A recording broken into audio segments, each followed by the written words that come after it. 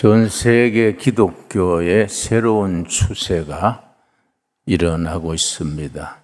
세계 기독교 그러면은 여러 작은 종단들도 있지만은 세 종단이 대표적입니다. 로만 캐토릭 천주교회, 오리엔탈 오도독스 동방정교회, 히랍과 러시아를 중심으로 선교한 동방정교회, 세 번째 프로테스탄트 철치, 합쳐서 세계 기독교의 중심을 이룹니다. 세 종단이 다 공통되게 일어나는 새로운 풍조가 흐름이 있습니다. 500년 동안의 출애굽기 로마서가 중심이랬는데 이제 한 30년 전부터 새로운 흐름이 생긴 것이 창세기, 요한계시록이 중심으로 바뀌고 있습니다. 왜 500년 동안 출애굽기 로마서를 중심으로 한 구원신학에서 창세기, 요한계시록을 중심으로 하는 창조신학, 종말신학으로 바뀌어지는 이유가 뭐이냐? 바로 그 시대가 요구하는 시대 정신, 그걸 자이트가이스트라 그럽니다. 헤겔이라는 독일의 유명한 철학자가 역사철학이라는 큰 책을 쓰면서 어느 시대에나 그 시대를 이끌어가는 시대 정신이 있다. 그래서 그 시대 정신을 바로 먼저 깨닫고 잘 구현하는 자가 지도자가 된다. 그런 얘기를 했습니다. 그 뒤로 시대 정신, 자이트가이스트란 말이 참 많이 쓰입니다. 시대 정신이 창세기, 요한계시록을 중요시하게 생각하게 됐다. 창세기가 왜 새롭게 등장하느냐? 요한계시록이 왜 재발견되느냐? 창세기가 등장하는 것은 지구 생태계, 하나님의 창조 질서가 허물어져 가면서 인류가 위기를 느껴서 이제 출애굽기 중심으로 하는 구원신학에서 창세기를 중심으로 하는 창조신학, 생태신학으로 혹은 환경신학으로 바뀌어가고 있다는 겁니다. 가장 구체적인 예가 북극의 얼음이 굉장히 빠른 속도로 녹고 있습니다. 북극의 얼음이 녹아버리면은 바다 표면이 높아져서 남태평양 어떤 나라들은 아예 물속에 잠겨버리는 거이지요. 그래서 남태평양의 몇 나라는 유엔에서 지금 논의를 합니다. 몇십 년 얼마 후에 바다에 이 나라가 잠겨버리면은 이 사람들을 어디로 옮기느냐? 아마 브라질이냐, 아르헨티나냐, 아프리카냐, 그런 걸 유엔에서 논의를 하고 있습니다. 요한계시록은 왜 새롭게 등장하느냐? 이 지구 환경이 아주 급속도로 피폐해져 가면서 종말론적인 그런 위기를 느끼는 겁니다. 이렇게 계속 갈 수 있냐? 언젠가는 지구에 종말이 오지 않겠냐? 그 종말론이 요한계시록이지요. 그래서 종말론에 대해서는 요한계시록이 두말할 나위 없는 최고의 내용입니다. 그래서 요한계시록의 주제는 딱 하나입니다. 최후의 승리자 되시는 예수 그리스도. 예수 그리스도가 인류 역사, 인류 문명, 모든 우주 역사의 최종 승리자시다. 그래서 일제시대에는 일본 경찰이 예배당 뒤에 앉아가지고 목사님의 설교를 감시했습니다. 그래서 창세기와 출애굽기, 요한계시록은 목사님이 설교하지 못하게 했습니다. 왜냐? 출애굽기는 하나님 앞에서 천황이나 다리 밑에 거지나 농사꾼이나 다 평등이다. 철저한 인간 평등, 자유를 가르쳐주는 책이 출애굽기 때문에 그걸 금지시켰고, 요한계시록을 못 읽게 한 것은 일본 경찰이 교회당 뒤에 앉았다가 큰 칼 차고 앉아있다가 목사님이 요한계시록을 읽으면은 제지시켰습니다. 바까야로 중단해. 왜냐? 일본 천황이 최후 승리자인데 예수가 최후 승리자다 하니까 이건 아주 무엄한 거지요. 그래서 요한계시록을 읽지 못하게 한 겁니다. 요한계시록은 현대 요즘 들어와서 재발견이 됩니다. 지구의 종말 문제를 우리가 어떻게, 성경은 어떻게 대안을 주고 있느냐, 그걸 이제 성서신학에서는 요한계시록의 재발견이지요. 근데 이제 일반 학문에서도 그런 걸 다루는 학문이 지정학이라고 있습니다. 지정학이라는 새로운 학문은 지리학, 정치학, 경제학, 군사 종합해서 연구하는 학문을 지정학이라 그러는데 영어로는 지오파리틱스. 지정학의 세계적인 권위자가 조지 프리드만이라는 미국 학자입니다. 이 사람은 미래에 대한 예측이 얼마나 정확해서 이 사람이 30년, 50년 뒤에 어떻게 될 것이다 예측한 것이 90% 이상이 맞아 들어가기 때문에 모두 이제 각 세계 기업의 총수들, 각국의 대통령 한 5천여 명이 그 재단의 회원이 돼가지고 회비를 내면서 정보를 받습니다. 이 조지 프리드만의 책이 우리나라에 번역이 돼서 서점에서 지금 팔리고 있는 책 중에 100년 후라는 책이 있습니다. 책 제목이 100년 후입니다.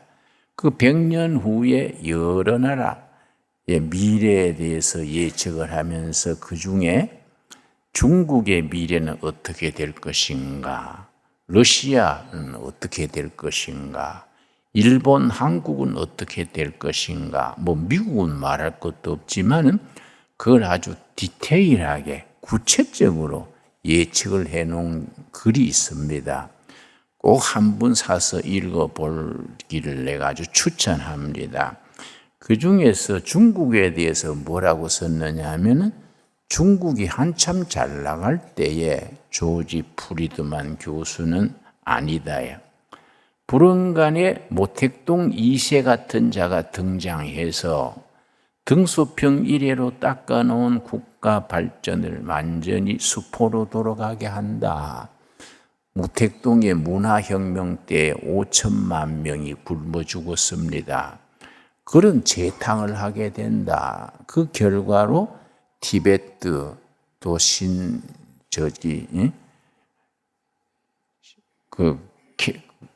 그 지역 있죠. 이슬람 지역 있지요.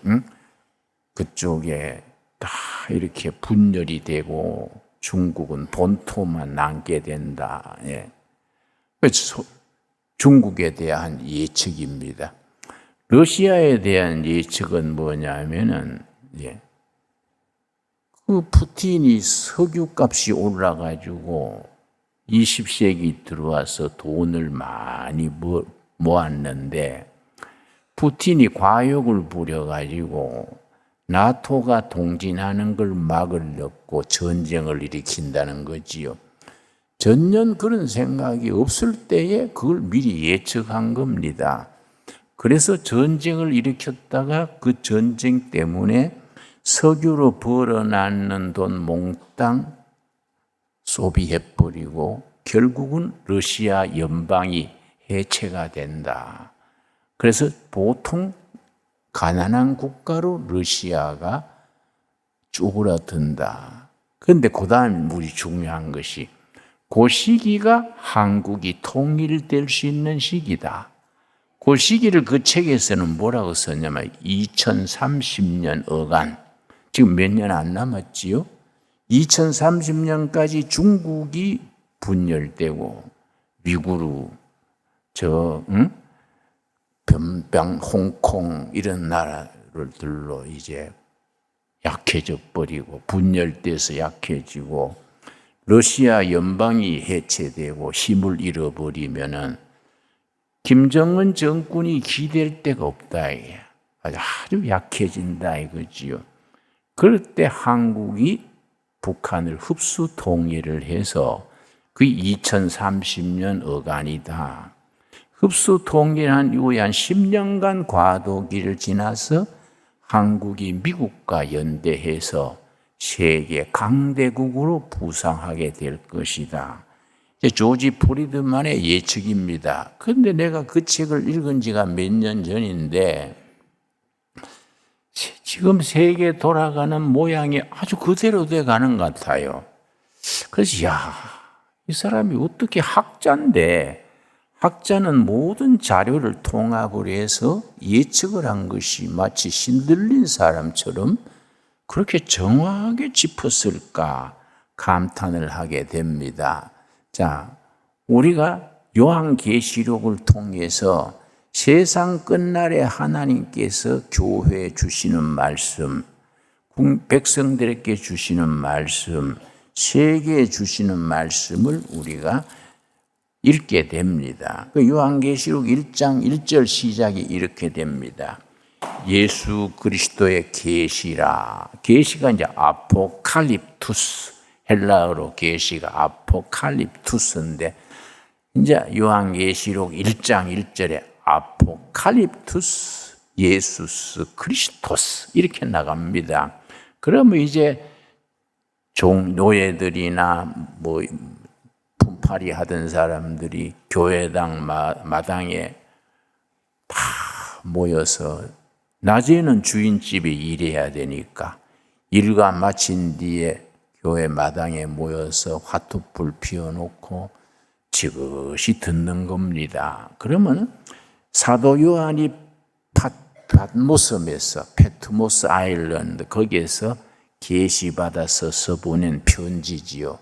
편지를 이제 하루 한 장씩 읽는 겁니다. 그래서 요한계시록이 22장까지 되어 있는데 그 길이가 비슷비슷해요. 왜냐?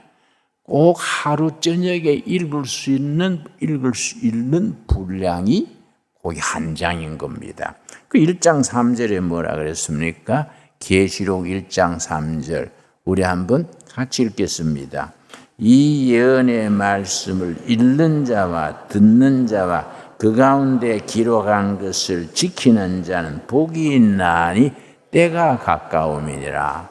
읽는 자는 이제 헬라어를 아는 사람이 사도 요한이 보낸 편지를 읽는 겁니다. 그러면 노예니 노동자들이 각국에서 모인 그 교인들이 그때 교인은 세상적으로 수준이 낮은 겁니다. 그러니까 그 사람들이 알아듣기 쉬운 말로 비유로 그렇게 이제 보내면은 그 들으면서 아멘, 아멘 이렇게 응답하는 겁니다. 그래서 그 7교회에 보낸 편지에 대해서 뭐라고 했냐면은 11절 말씀, 1장 11절 이르시되 너가 보는 것을 두루마리에 써서 에베소, 서머나, 버가모, 두아디라, 사대, 빌라델비아, 라오디게아 등 7교회에 보내라. 그러니까 사도 요한이 그렇게 지시받은 대로 실천을 하는 거지요. 7교회. 7교회를 이제 암송하기 쉽게 하려고 머리 글자를 따서 에스버두 사빌라, 에스버두 사빌라. 그런데 꼭 공식이 있습니다. 시작되면서 예수는 어떤 사람이다. 그게 먼저 나와요. 첫 번째 교인 에베소 교회에 대해서는 오른손에 7별을 붙잡고 7 촛대 사이를 거느시는 이가 이르시되, 그래 나오지요. 7 촛대는 7 교회지요. 7 별은 7 교회를 관장하는 사자, 하나님의 사자들이지요. 그러니까 지금 또 우리가 신강두레 교회도 예수님이 7 별을 손에 잡고 교회를 순회하시면서 돌보시니까 지금 또 우리 교회 당회장 되신 예수님께서 우리 교회를 챙기시고 돌보시는 줄 믿습니다. 그리고 7 별, 각 교회를 주장하는 천사가 있는 거예요. 그러니까 영적으로 말하자면은 신강두레 교회 담당 천사가 있는 거지요. 어려울 때, 힘들 때 교인 한 사람 한 사람 챙기시고 돌보시는 거이지요. 그래서 이제 2장부터 3장이 7 교회가 나오는데, 지난주에 첫 교회 에베소 교회에 대해서 공부했지요. 에베소 교회를 칭찬하면서 2장 2절, 내가 너 행위와 수고와 인내를 내가 안다, 이렇게 칭찬을 했는데, 칭찬으로 끝나는 게 아니라 4절에 가면은 책망을 합니다. 그러나 너를 책망할 것이 있나니 너의 첫사랑을 버렸느니라. 7 교회 중에서 서바나 교회와 빌라델피아 교회는 칭찬만 했습니다. 반대로 책망만 한 교회가 사대교회와 라우디게아 교회입니다. 나머지 3 교회는 먼저 칭찬하고 책망하고, 그런데 7 교회 똑같이 나오는 말이 이기는 자, 마지막까지 이기는 자가 천국에서 흰옷을 입고 하나님을 찬양하고 영생을 누리게 된다, 이렇게 이제 마무리되지요. 오늘은 둘째 교회 8절, 2장 8절 말씀, 서머나 교회입니다. 서머나 교회. 서머나 교회 사자에게 편지하라. 처음이요 마지막이요 죽었다가 살아나신 이가 이르시되.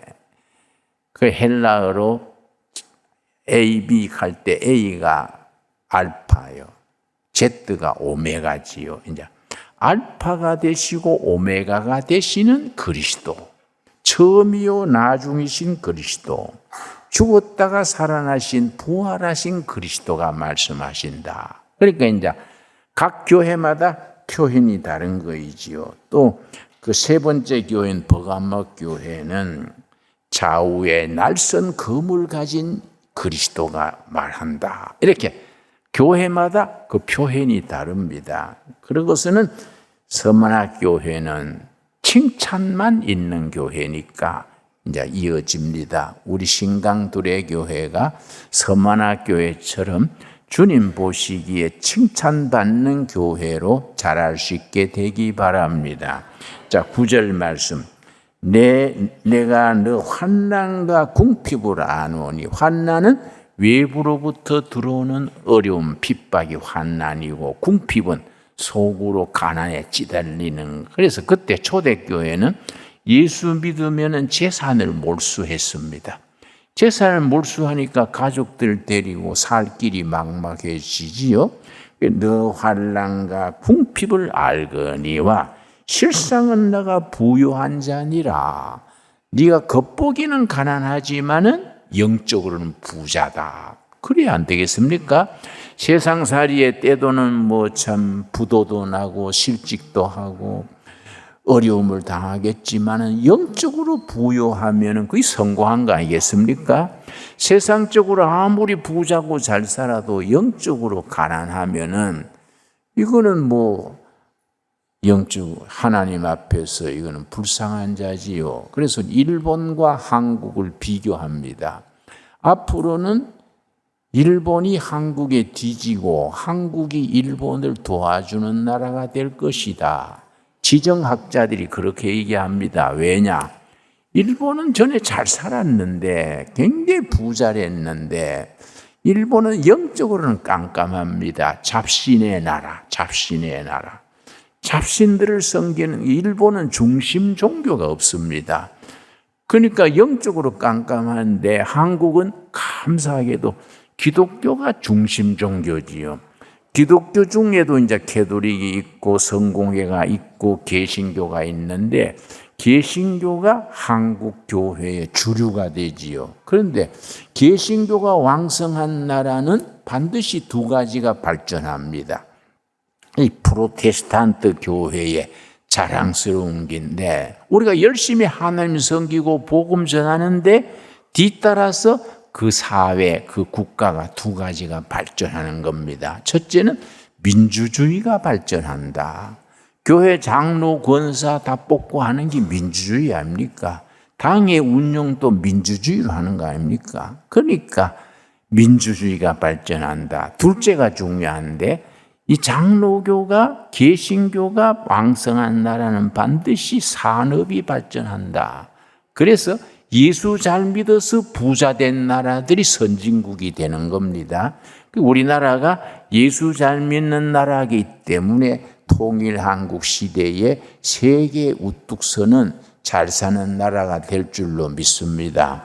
그냥 잘 살면 영적으로 가난해지면 안 되지요. 잘 살게 돼가지고 그 국력을 바탕으로 세계 선교를 나가야 되지요. 여러분, 우리나라 지금 해외 선교사가 28,000명으로 잡습니다. 28,000명들이 다 가난한 나라에 아프리카, 동남아, 남미 이런 가난한 나라에 가서 아주 오지에 가서 아주 거기 가서 섬기는 거지요. 그러니까 지금 벌써 우리 정부에서 인정을 하는 거지요.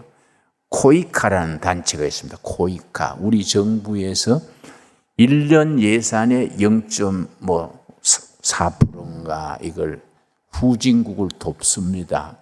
그래서 우리나라가 자랑스러운 것이 대한민국이 세계에 두드러진 자랑거리가 2차 대전 이후에 독립된 나라가 120여 나라입니다. 그 중에서 원조 받던 나라에서 원조 주는 나라로 바뀐 것은 대한민국이 유일합니다. 대한민국이 이렇게 복받게 돼 있어요. 원조 받았는데 원조 해주는 겁니다. 그게 세계 첫째 가는 거이지요. 그럼 하나님이 베풀고 나누는 나라 개인은 축복하게 돼 있습니다.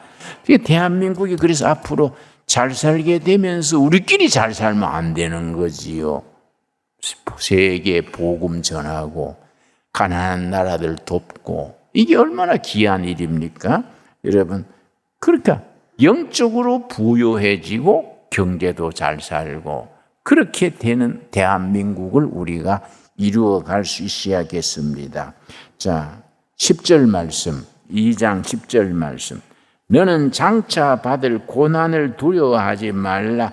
볼지어다 마귀가 장차 너희 가운데에서 몇 사람을 옥에 던져 시험을 받게 하리라. 닥칠 환난. 초대교회 얼마나 혹독한 핍박을 받았습니까? 너희 서머나 교회에 앞으로 큰 재난, 핍박이 닥친다. 그러나 두려워하지 말아라. 그 축복, 그 핍박 속에 하나님의 축복이 있는 겁니다.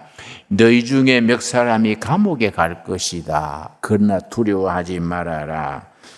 너희가 10일 동안 환난을 받으리라. 여러분 성경 읽을 때 요한계시록 읽을 때 숫자가 많이 나옵니다. 10일 또 한때, 두때, 반때 또 1260일, 42개월, 수 777, 666, 14만 4천 숫자가 많이 나옵니다. 그 당시에는 알파벳 예를 들어서 A에 해당하는 알파는 1, 베타는 2, 마지막 오메가는 뭐 이렇게 알파벳과 숫자를 결부시켜 가지고 숫자를 말하는 겁니다. 그래서 뒤에 가면 666이 나오는데 사탄의 개수 666이지요. 그런데 666을 알파벳으로 헬라어 알파벳으로 풀면은 네로가 간다. 네로. 1900 AD 64년에 네로가 엄청나게 교인들을 사형장으로 보내고 핍박을 했거든요. 그런데 반모섬에 유배 가가지고 네로가 망해라 그러면은 그 편지가 통과가 안 되지요. 그러니까 네로란 말을 666으로 표현하는 겁니다. 글자 풀어보면 딱 네로예요. 그러면 듣는 사람들은 감 잡는 겁니다. 666 그러면 네로를 말하는구나. 그러니까 그런 식으로 숫자에 대해서 우리가 자로 인식을 해야 됩니다. 10일 동안 환난을 받으리라 딱 열을 말하는 게 아닙니다. 일정 기간 시험이 계속되는 게 아니다. 핍박은 잠시 핍박받고 그 다음에는 기다리는 축복이 있다. 축복의 약속을 전해주는 겁니다. 그 10일 동안 환난을 받으리라 그 말씀 이해했습니까? 그 뒤에 가면은 이걸 또 한때, 두때, 반때, 한때는 1년이지요. 두때는 2년이니까 3년, 반때는 6개월이지요. 3년 6개월 동안 적그리스도가 다스린다 이런 식이지요. 그리고 또 다른 책에서는 42개월 뭐 이런 식으로 숫자 속에 의미를 담아서 썼습니다. 그 다음 뭐라 그랬습니까? 너가 죽도록 충성하라. 그리하면 내가 생명의 관을 너게 주리라. 죽도록 예수 중심, 은혜 중심, 교회 중심으로 죽을 각오를 하고 섬겨라. 그럼 뭐 기다리느냐? 생명의 면류관을 기다린다.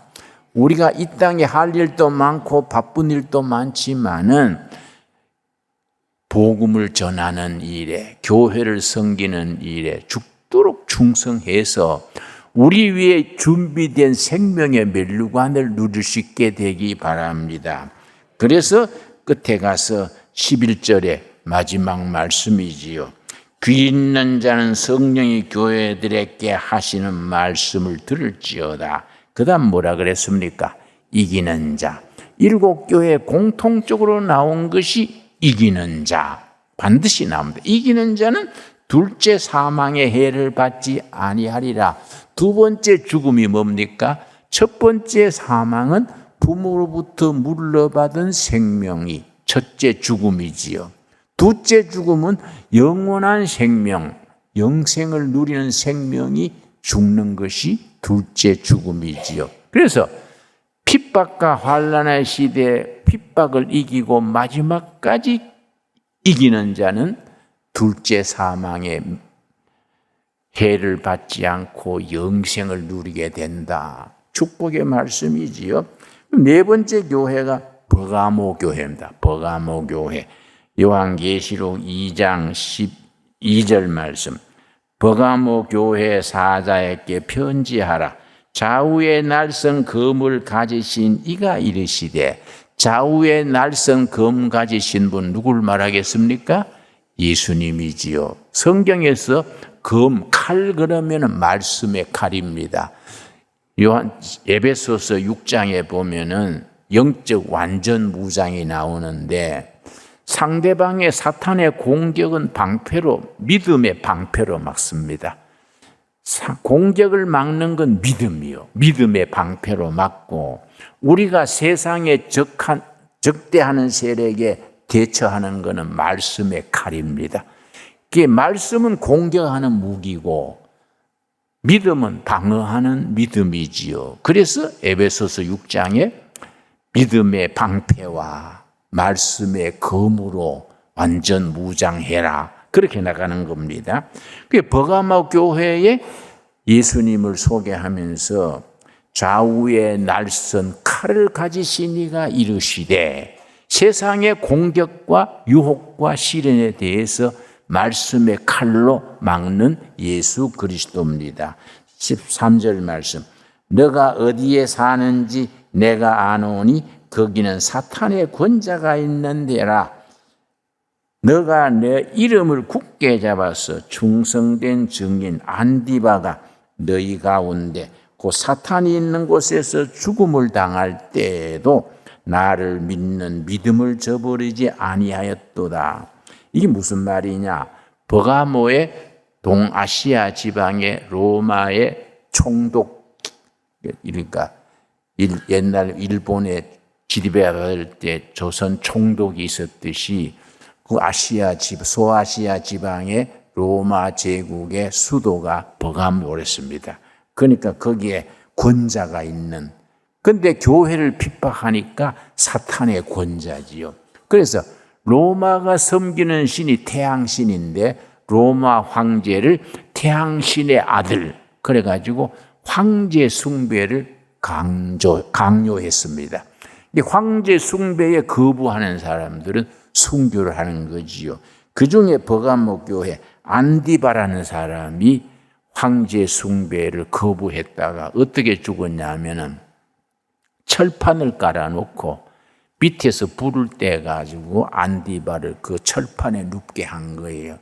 그래서 완전히 굽혀서 죽은 겁니다. 안디바가 그렇게 죽을 때도 너희들은 믿음을 변절하지 아니하고 지켜나간 것을 칭찬하는 겁니다. 세상에서는 교회를 괜히 미워하고 흉을 보고 빈정거리고, 무시 기독교도 요즘 한국교회가 우리 역사에 얼마나 공로가 많은 교회입니까? 그런데 요즘 유튜브 보면은 개독교라 그래. 기독교를 개독교라 그러고, 특별히 김일성이 남조선을 해방시키는데 10개조가 있습니다. 남조선 해방의 10계명이지요. 요 10가지를 지켜라 한데 네 번째가 교회를 파괴하라. 교회가 말하자면 공산당을 적대하는 반대 세력이니까 아예 남조선 해방의 10계명 중에 교회 파괴가 들어가는 겁니다. 그러니까 버가모 교회가 태양신 섬기는 그 종교 때문에 박해를 받을 때에 너희가 잘 견뎠다. 그걸 이제 칭찬을 하는 겁니다. 이제 17절 말씀, 17절. 귀 있는 자는 성령이 교회들에게 하시는 말씀을 들을지어다. 그 다음 뭐라 그랬습니까? 이기는 자. 마지막까지 이기는 자는 내가 감추었던 만나를 주고, 감추었던 만나, 고개 줄을 칩시다. 왜냐? 그거는 유대인의 전설입니다. 바벨론의 예루살렘 성이 망하고, 거기 AD, BC 587년, 바벨론 군대의 예루살렘 성이 망할 때에 예루살렘 성전 지성소에 있는 법궤 있죠. 법궤. 거기에 만나, 법궤 속에 3가지가 있었지요. 만나, 아론의 상난 지팡이, 10계명 돌판, 이걸 예레미야가 들여다가 산속에 숨겼다는 겁니다. 그 이스라엘의 전설입니다. 감추어진 만나, 예레미야가 바벨론 침공 때 숨겨놨던 그 만나가 그때 드러나게 될 것이다. 말세에 그이 다시 감추어놓은 만나를 되찾게 된다. 이해하시지요? 감추었던 만나를 주고 또 흰 돌을 줄 터인데 그 돌 위에 새 이름이 기록할 것이다. 흰 돌, 새 이름, 이 요한계시록에서 쓰는 아주 말입니다. 흰 돌, 흰 돌. 그래서 요수아서나 베드로서나 돌, 살아있는 돌, 예수 그리스도를 나타내는 단어로 씁니다. 흰 돌에 이름을 새겨서 각자에게 주는데 그 이름을 받는 자 외에는 뭐라고 써놨는지 알지 못하리라. 이 말은 자기 은혜 받은 자 외에는 그것을 말로 표현할 수 없다. 은혜 받은 사람의 그 깊은 은혜, 감사, 감동을 은혜 받은 자기만 안다. 그런 의미로 우리가 이해할 수 있겠습니다. 우리가 다음 주에 또 이어서 요한계시록을 이렇게 천천히 풀어나가도록 하겠습니다. 기도하겠습니다. 하나님 감사합니다. 오늘 또 거룩한 안식일에 나의 날이니 거룩히 지키라 하신 명을 받들어 이렇게 안식일 지키게 하셔서 감사합니다. 이 하루 하나님이 안식하라 하신 이 말, 천국의 안식을 미리 연습하는 날입니다. 온 가족들이 모여서 안식일을 거룩하게 즐겁게 지키게 하여 주시옵소서. 주님께서 우리에게 주신 말씀, 궁핍과 환난 중에서도 영적으로 부유한 자들이 되게 하여 주시옵시며 죽도록 충성함으로써 생명의 면류관을 우리가 쓸 수 있는 우리가 되게 인도하여 주시옵소서.